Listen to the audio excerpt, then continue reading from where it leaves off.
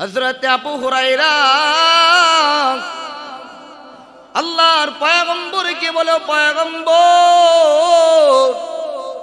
যদি আমি একবার সুবহানাল্লাহ বলি জান্নাতে আমার কি হবে? আল্লাহর নবী বলে, আবু হুরায়রা, তুমি যদি একবার সুবহানাল্লাহ বলো, আল্লাহ তাআলা তোমার জন্য জান্নাতে একটা খেজুর বাগান বানায় দিবে। আবু হুরায়রা আবার আল্লাহর নবীকে বলি, ইয়া রাসূলুল্লাহ, যদি আমি আরেকবার সুবহানাল্লাহ বলি জান্নাতে আমার কি হবে? নবী জানায় দেন, আবু হুরায়রা, তুমি যদি আবার সুবহানাল্লাহ বলো, আল্লাহ তাআলা তোমার জন্য জান্নাতে আরেকটা খেজুর বাগান বানায় দিবে। আল্লাহর নবী কয়, আবু হুরায়রা, তুমি যতবার সুবহানাল্লাহ বলবা ততবার আল্লাহ তাআলা তোমার জন্য জান্নাতে খেজুর বাগান বানিয়ে দিবি। সুবহানাল্লাহ। এই যে জান্নাতের বাগানের কেমন দাম, এই মাদ্রাসার কেমন দাম, মাদ্রাসায় পড়াশোনা করলে কেমন দাম। মুসা পয়গম্বর একটা কবর পাশ দিয়া যাইতেছে, আল্লাহ তাআলার সাথে কথা বলার জন্য তুর পর্বতে যায়।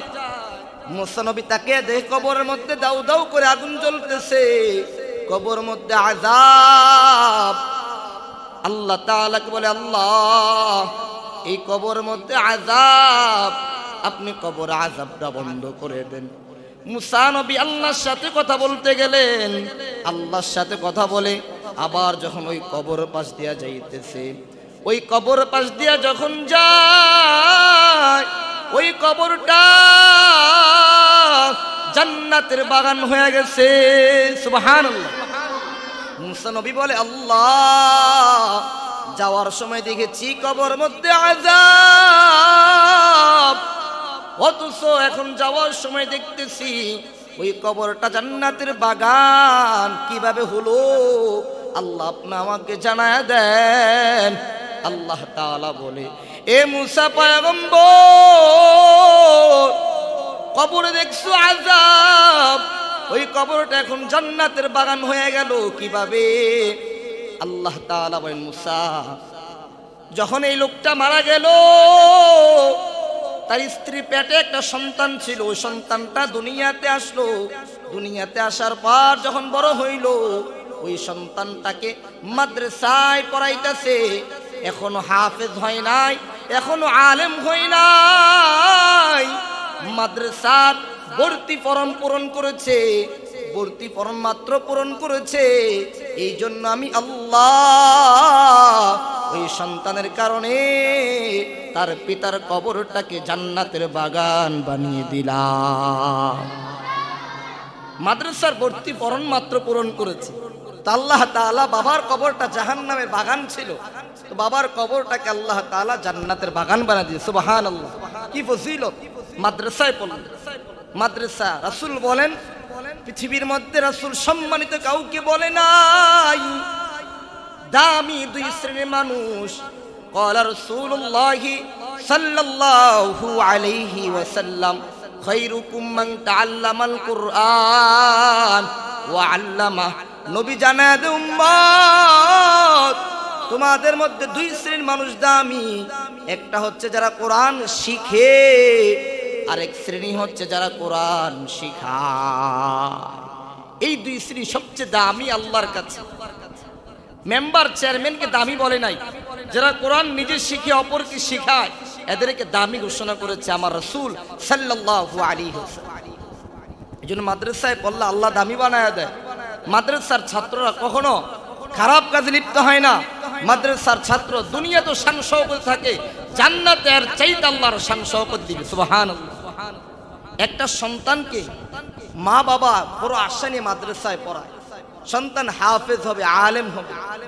এ দারুত তাহফিজ উম্মুল কুরআন মাদ্রাসায় যারা পড়তেছে, হাজার হাজার হাফেজ বের হয়েছে, হাজার হাজার আলেম বের হয়েছে, বের হইছে না?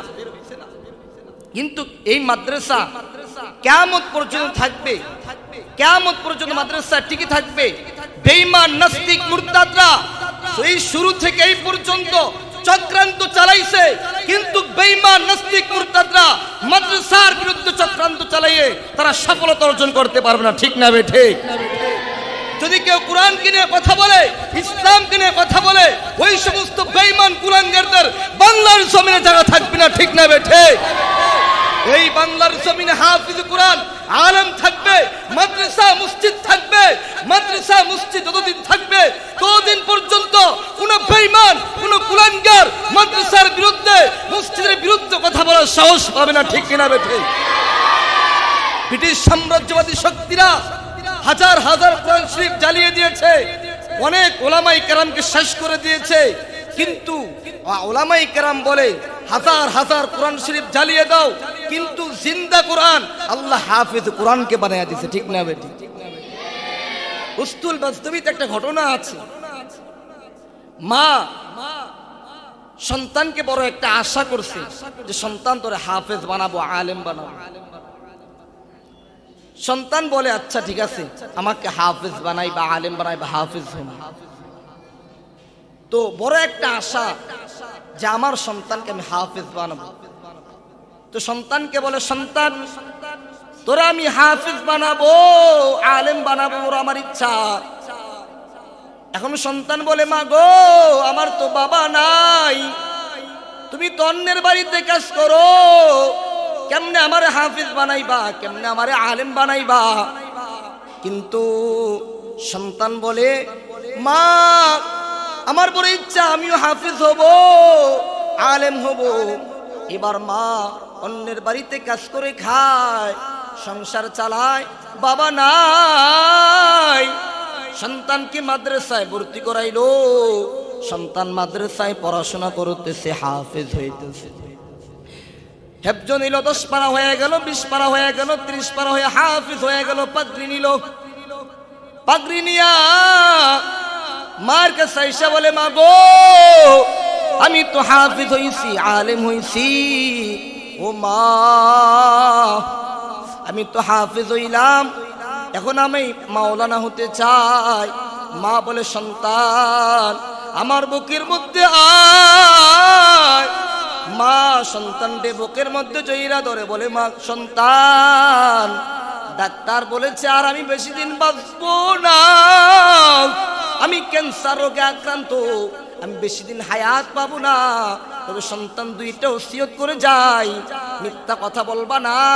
এই যে সম্পদ দিয়ে গেলাম, এই সম্পদ দিয়ে ব্যবসা বাণিজ্য করবা, কিন্তু সন্তান প্রতিদিন একবার আমার নামে পড়বা, আমার নামে 1 নম্বর পারা পড়বা, প্রতিদিন একটা পারা করে পড়বা, পারবা কিনা? মায়ের সন্তানকে ওসিয়ত করার পর সন্তান বলে, মা গো জিন্দেগিতে মিথ্যা কথা বলবো না, আর তোমার নামে দৈনিক 1 পারা পড়বো। এবার মা কয়েকদিনের মধ্যে মা দুনিয়া থেকে চির বিদায় নিয়ে চলে গেল। সন্তান মিথ্যা কথা বলে না, একটা ব্যবসা শুরু করে দিল। ব্যবসা করার আগে দৈনিক মায়ের নামে 1 পারা কোরআন পড়ে, দৈনিক 1 পারা কোরআন পড়ে। মাতুর বিন সুখাইল স্বপ্নে দেখে জান্নাতের বাজারে তিনি হাঁটতেছেন। প্রতি শুক্রবার জান্নাতে একটা বাজার হয়। মাতুর বিন সুখাইল একজন আল্লাহর ওলি। ওই ওলি মাতুর বিন সুখাইল স্বপ্নে জান্নাতের বাজারে যায়। চলতেছে চলতেছে মাতুর বিন সুখাইল দেখেন কিছু মানুষ খালি ব্যাগ নিয়ে জান্নাতের বাজারে যায়, আবার কিছু মানুষ খালি ব্যাগ নিয়ে বের হয়, আবার কিছু মানুষ খালি ব্যাগ নিয়ে ঢুকে ভরা ব্যাগ নিয়ে বের হয়, আবার কিছু মানুষ খালি ব্যাগ নিয়ে ঢুকে খালি ব্যাগ নিয়ে বের হয়। মাতুর বিন সুখাইল আরো জান্নাতের বাজারে সামনে যায়, সামনে যায় দেখে একটা সিংহাসন। ওই সিংহাসনের মধ্যে একজন নারী বসে আছে। ওই নারীর কাছে যা বলে, এ নারী তোমাকে আল্লাহ তো সম্মান দিচ্ছে, কিভাবে বলো? আল্লাহ তোমাকে এত সম্মান কিভাবে দান করেছে আমাকে বলো। ওই নারী বলে, তুমি কে? তুমি কি দুনিয়ার মাতুর বিন সুখাইল? বলে, হ্যাঁ আমি মাতুর বিন সুখাইল। বলে, নারী তোমার কাছে জানতে চাই তোমাকে আল্লাহ এত সম্মান দান করছে কেমনে, আমাকে বলো। এত সম্মান ইজ্জত কে দান করছে, কিভাবে তুমি হইলা? আর তোমার কাছে আরেকটা প্রশ্ন, ওই জান্নাতের বাজারের মধ্যে কিছু মানুষ খালি ব্যাগ নিয়ে ঢুকে আবার ভরা ব্যাগ নিয়ে বের হয়, আর এক দল খালি ব্যাগ নিয়ে ঢুকে আবার খালি ব্যাগ নিয়ে বের হয়। তারা কারা? আমি আপনার কাছে জানতে চাই।